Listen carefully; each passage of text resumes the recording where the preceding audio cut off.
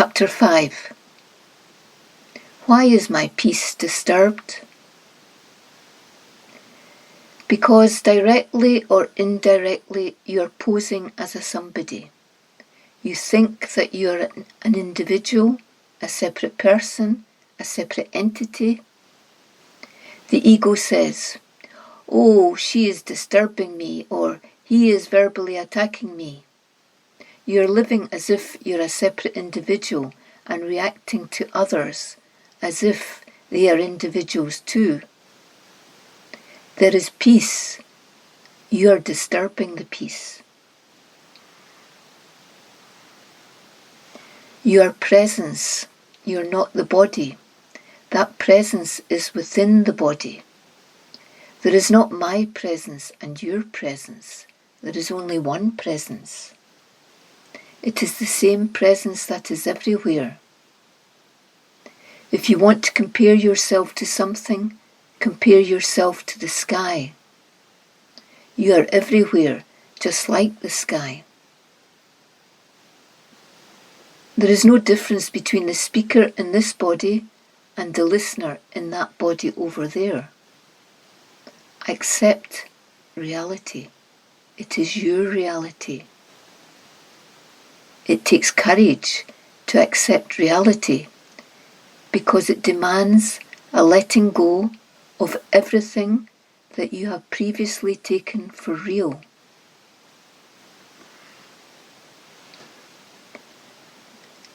There is no past life, no future life, no hell, no heaven, because you are not a doer. Without a doer, there can be no deed.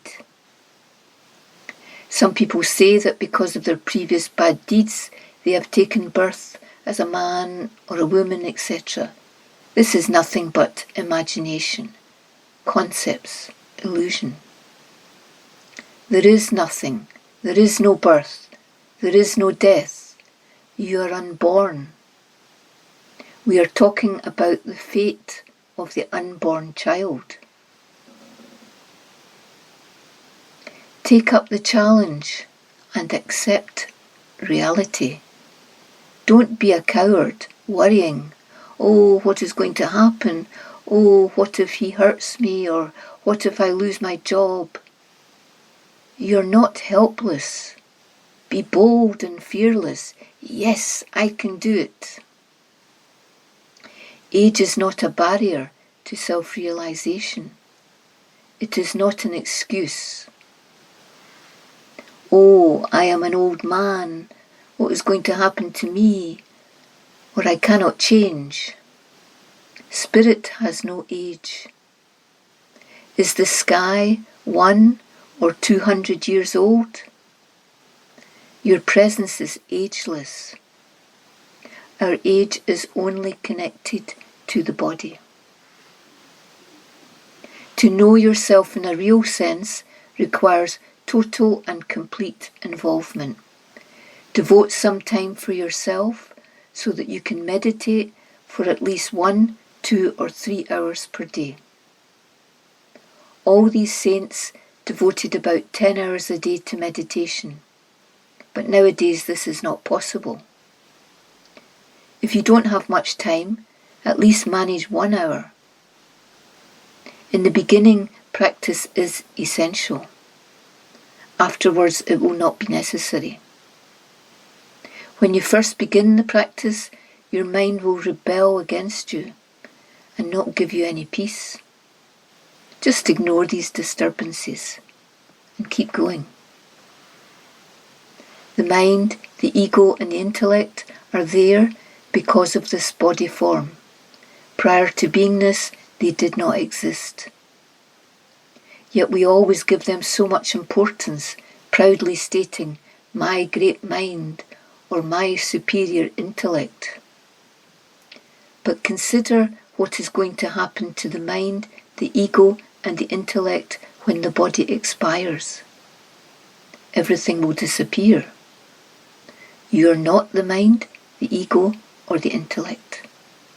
Everything came out of nothing, and everything will dissolve within nothing. You need spiritual courage to accept this knowledge, to surrender everything that you have known. I can do it, says my master. My master says that I am Brahman. Therefore, I am Brahman.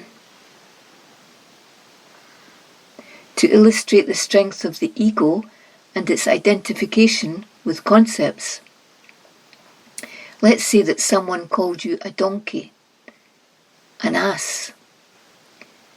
You would immediately feel like reacting aggressively, correct? Why? Because you're insulted. The ego has taken a bruising. You have accepted the words and their meanings. Yet, when the master says you are Brahman, you will not accept that. Accept what the master says. Nothing is impossible.